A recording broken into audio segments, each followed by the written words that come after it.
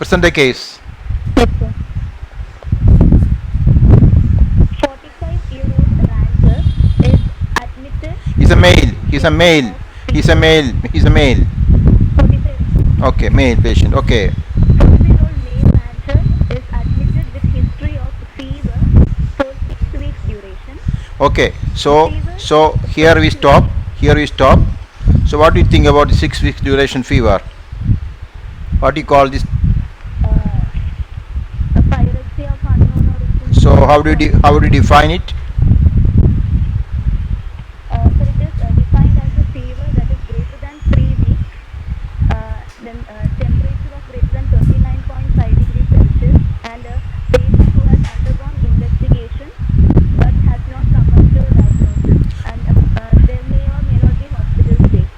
So this is the conventional type of patients with PEO, but there are 3 more types of PEOs.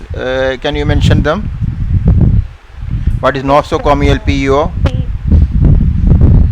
Nosocomial PEO means fever is greater than 38.3 degrees Celsius on several occasions in a hospitalized patient who is receiving acute care. Hospitalization for how long?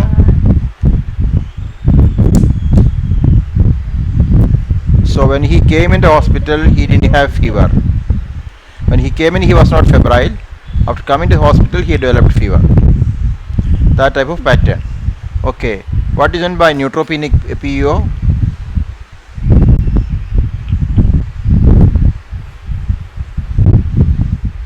There's a PEO. I can't hear. Neutropenic. Neutropenic. Can you hear? You are not able to hear me, eh? Yes, sir, now I can hear it, sir. Yes. What is neutropenic PEO and what is HIV related PEO?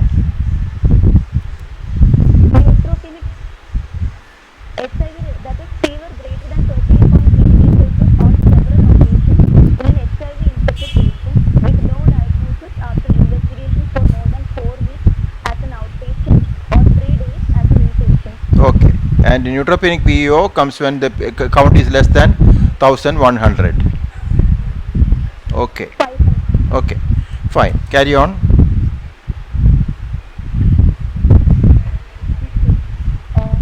The fever is fluctuating with chills. Yes. He is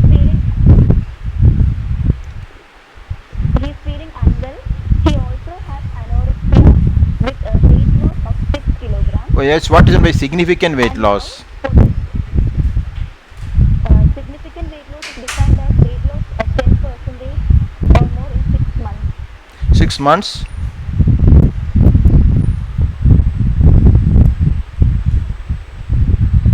So when there is a significant weight loss, the fever, what are the possibilities that comes to your mind?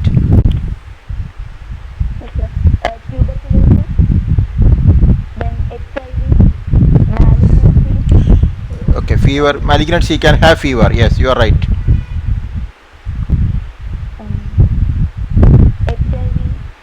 HIV twice, tuberculosis twice. Chronic malaria can produce weight loss. Kala Azar, not seen in our state but seen in different parts of India, can have significant weight loss. So remember, other infections are there which can produce weight loss. Even endocarditis, if you miss it, goes for few months together, they have significant weight loss.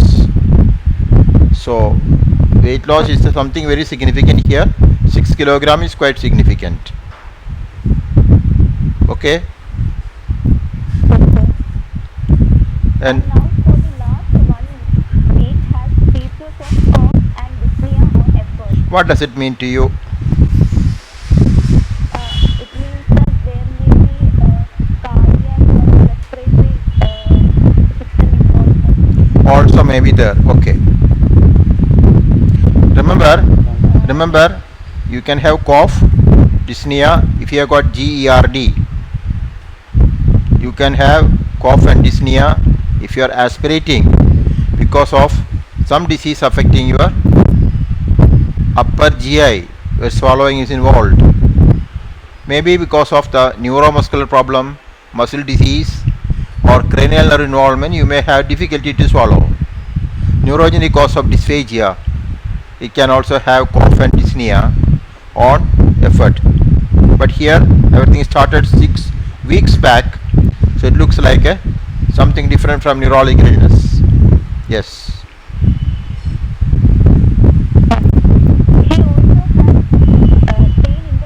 Yes, what are the differential diagnoses of pain in the testis?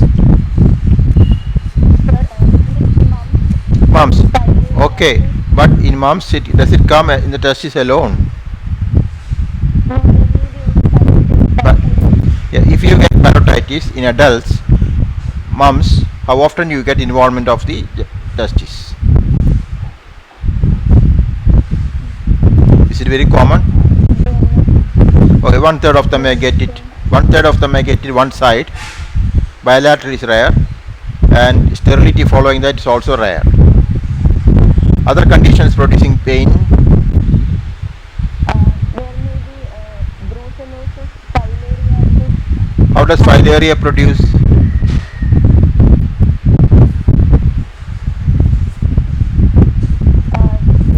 There may be hydroceal. Epidemo. Okay, yeah, that's right. That's right. It can produce involved testis. Any other cause? Infectious mononucleosis. Yes. Other conditions? Brucellosis. Okay. Any other condition? Hansen's disease. Okay. Any other? Hansen disease produces involvement of testis, but is it painful?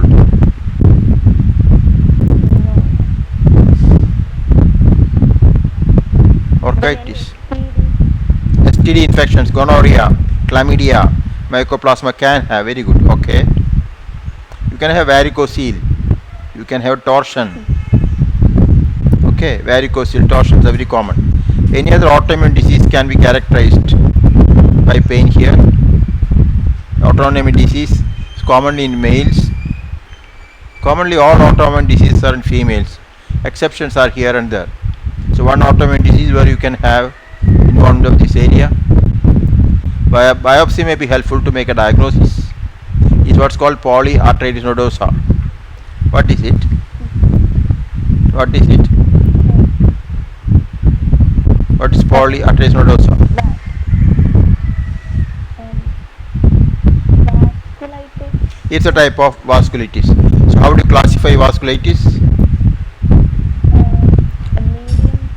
Medium, Large and small. So which type is it? it is a Medium vessel vasculitis. Commonly seen in males. And any other peculiarity of this vasculitis? It predominantly affects the arterial system.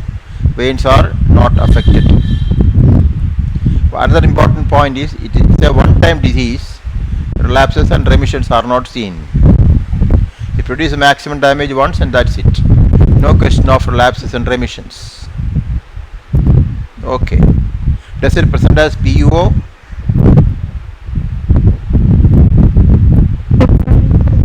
It may present as PUO. So one presentation is PUO. Pain here is also another one. Neuropathy is another point. Palpable purpura is another one. Abdominal pain because of arterial involvement is also very common with the polyarteritis nodosa. It's a very, very, very rare condition, but it can be life-threatening. Yes.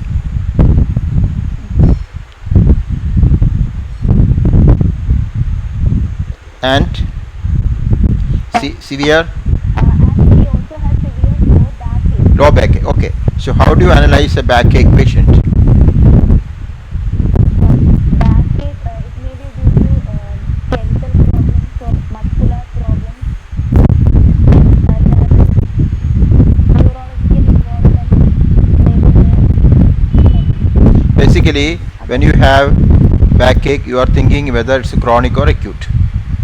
So this is not given here, but it is a chronic here. So once it's chronic, the first question is it inflammatory backache or non-inflammatory backache? How do you differentiate between the two?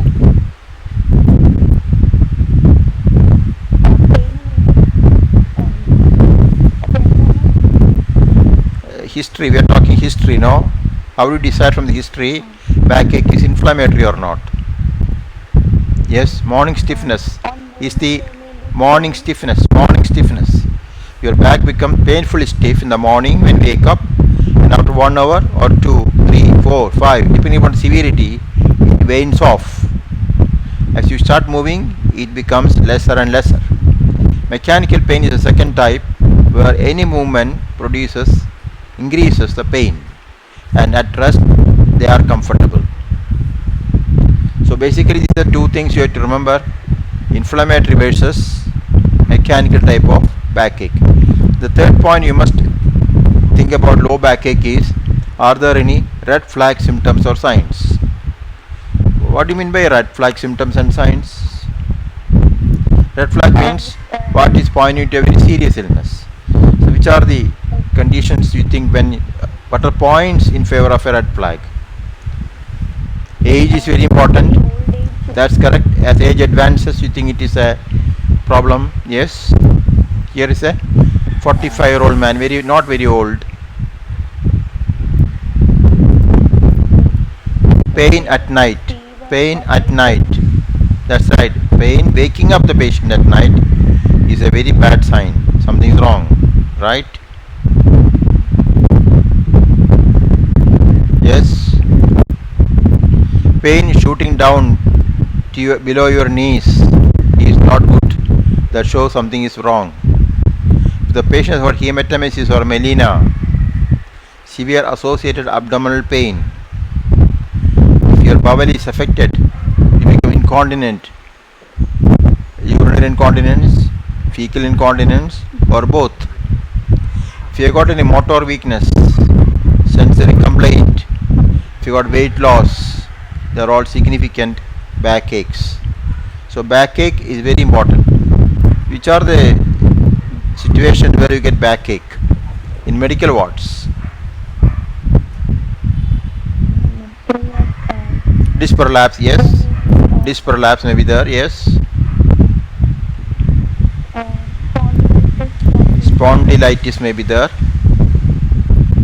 yes. Any other joint there other than the spine? Sacroiliac joint may be affected. So you have to think basically where sacroiliac joint of involvement. Where do you get the pain of sacroiliac joint?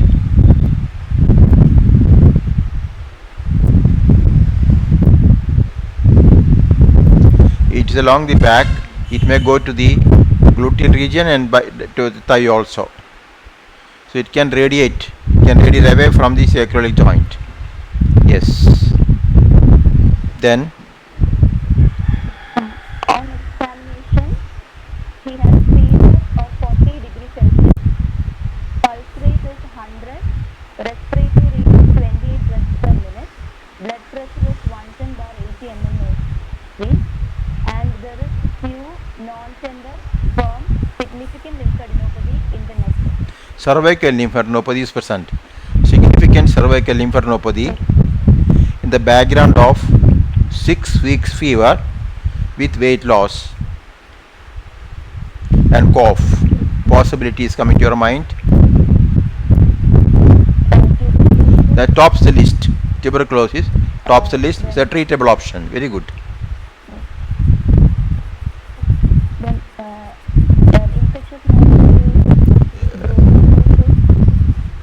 Lymphoma must come to your mind. Yes, there are many infections which can produce lymph node. Infection mononucleus is usually a disease of children. Yes, you can have brucellosis. Yes. Any other infection you can think about?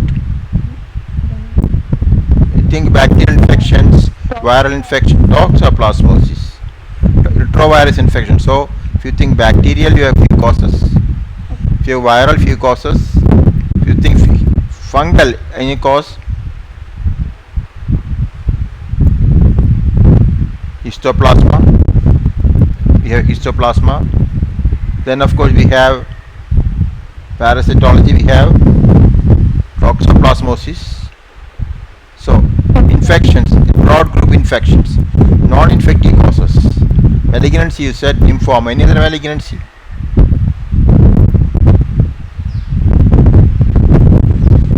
What type of leukemia? Leukemia.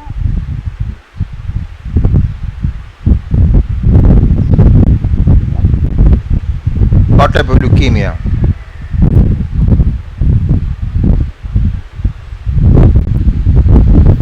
What type of leukemia occur in this age group producing lymph nodes? You see, when you talk about lymph nodes, commonly we talk about lymphatic leukemia. And lymphatic leukemia occur two extremes of ages. Children, acute lymphatic leukemia, lymphoblastic, and old people, chronic lymphatic leukemia. The two ends of a spectrum. If you say CML, you are wrong. If you say AML, you are wrong. Myeloid leukemias do not produce lymph nodes except CML, which is passing to stage of crisis where you have lymph nodes.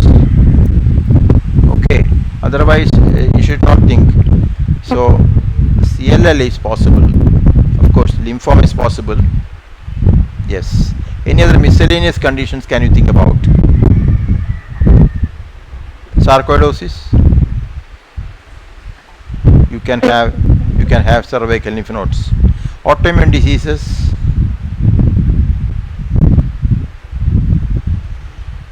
SLE. Yes, somebody has said scalp infections. That is true. Scalp infections commonly produces problem with your posterior cervical lymph nodes, occipital lymph nodes, preauricular, postauricular. These are the common areas involved in scalp infections. That's true. Scalp local infections always needs to be thought of. Drainage area of the lymph nodes, infections or malignancy is possible. So non-infective causes, SLE can have lymph nodes. So there is no point against being SLE also. But this is not the sex, this is not the age. Yes. Other findings?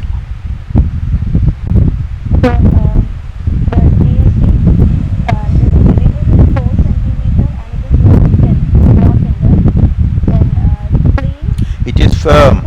It is firm in consistency. Firm.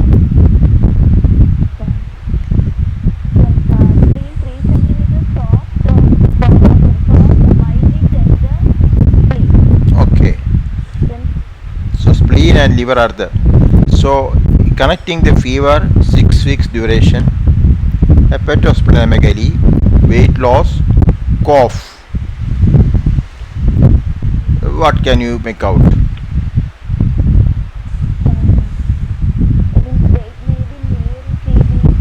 That's a very good diagnosis. Brucellosis is possible. Yes.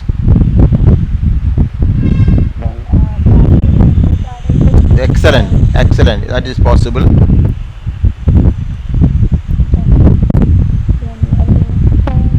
Lymphoma is possible, but stage will be different.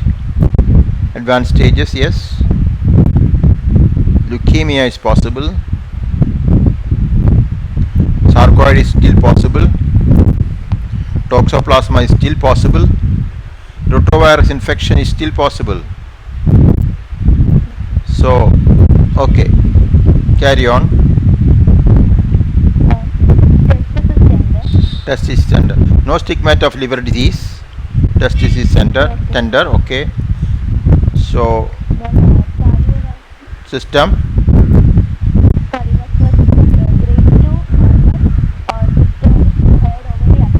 Systolic murmur over the apex. Is this functional or organic?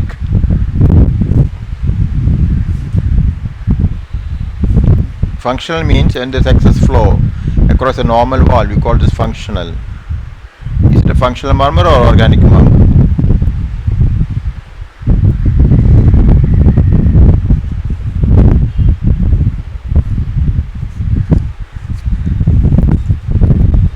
Yes. Functional murmurs are usually heard over the base of the heart, namely pulmonary area and aortic area. When you hear at the apex, usually significant, and we should not ignore it. No other details are given here, so we don't know much about that murmur. Anyway, coming to the respiratory system. There is bilateral scattered crackles. Bilateral, scattered, bilateral, both lungs are affected. Okay, carry on. Then locomotor situation.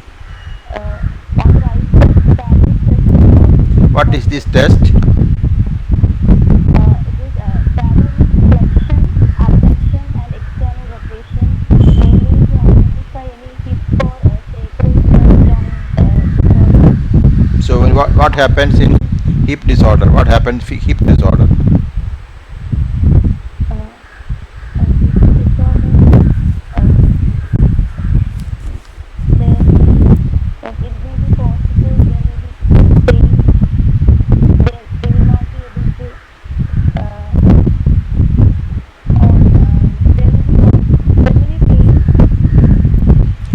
Faber test, you flex your hip, you keep it abducted, and then you externally rotate it. Then you will be having pain in your groin and over the sacroiliac joint. That indicates that the sacral joint is involved.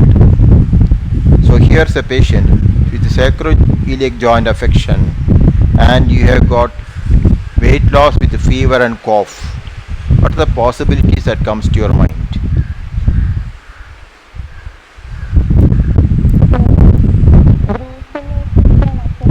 When there is a sacroiliac joint with a fever in India, first possibility is TB.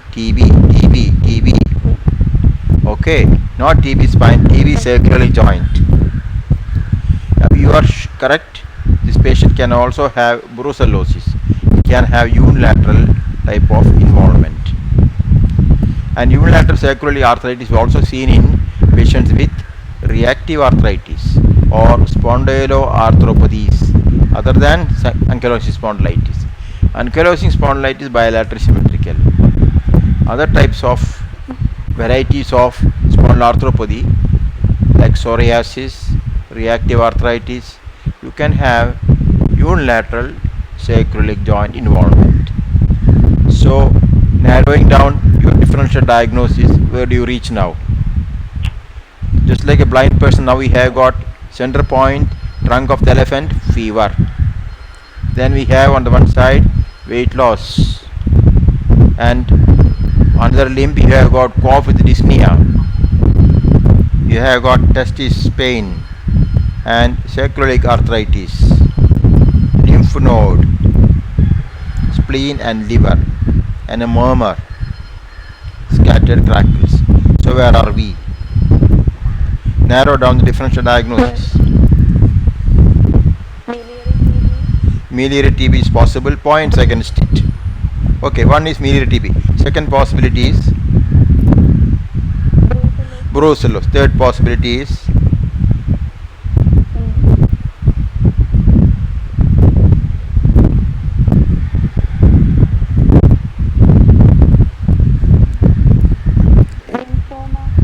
lymphoma. Sacroiliac arthritis may be separate entity, but not basically.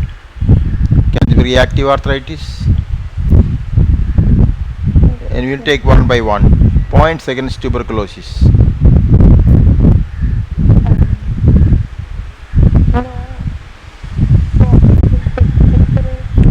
Expectoration need not be present always.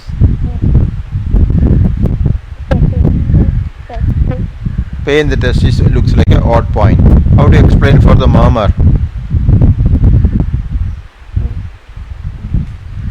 Okay, can this be histoplasma? Lymph nodes, spleen, liver, lungs, weight loss, back pain can occur, yes. Serious murmur cannot be explained. Can be retrovirus infection.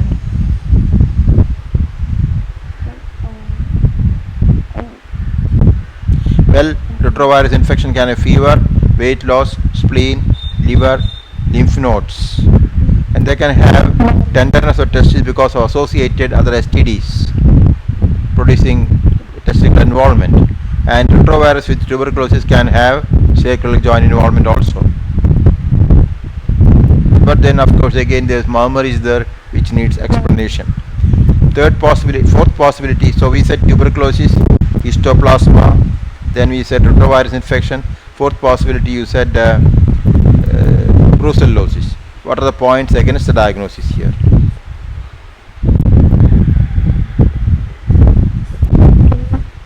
Pardon?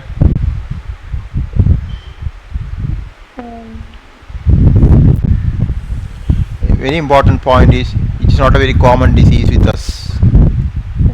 Other things you said, tuberculosis common, retrovirus is common, histoplasma rare, and brucella also very rare or rarely diagnosed. We commonly miss it possibly. So in this particular patient, how do you proceed with the investigations? So made a provisional diagnosis, now comes investigations.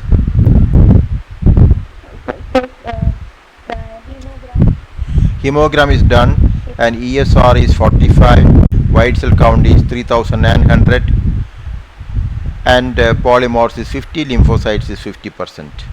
Platelet count is normal, normocytic normochromic anemia. What else you want?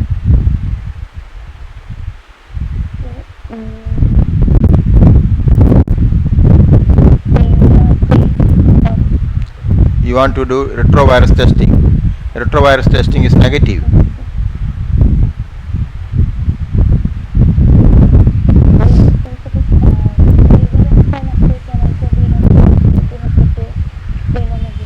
The liver function was done, slight elevation of enzymes and alkaline phosphatase. Slight elevation, otherwise nothing gross. Blood culture was done. It was sent. It will take 2 days to get the result. Meanwhile, you want to do anything else? Which specimen you want? No sputum, no sputum. Have you heard an investigation called as X-ray chest? Then why are you going for bronchoalveolar lavage? So you are going for X-ray chest. X-ray shows diffuse infiltrations and interstitial shadowing. What do you say about that?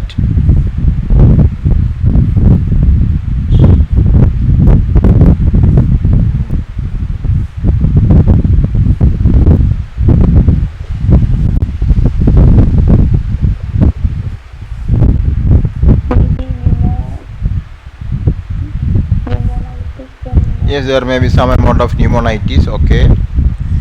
Meanwhile, you have got back your blood culture report. It came as Brucella militensis. What do you say? Are you surprised? Pardon? What is the rancher doing? What's the rancher?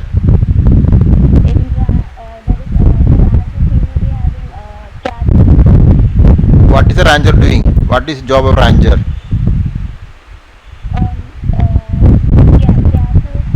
Ranger is a man with a farm. Ranger is a man with a farm. All types of cattle may be there. So what about diseases, brucellosis? Zoonotic disease. So, okay. How many types are there?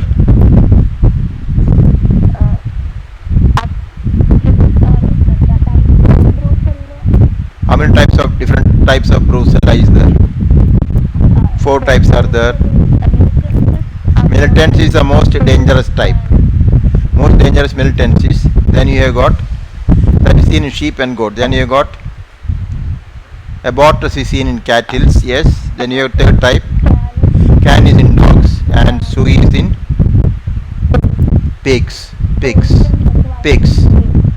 So these are 4 different types. The most dangerous is the militensis type. Why is it called brucellosis?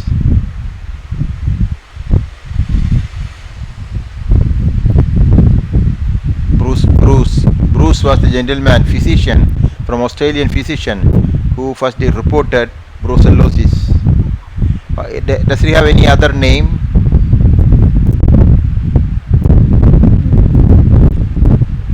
Undulant fever, What is the meaning of undulant? Undulant. remittent character, Undulant means very much. fluctuating. Yes, so fluctuating. Now, the question is, how does it come from the cattle to human beings?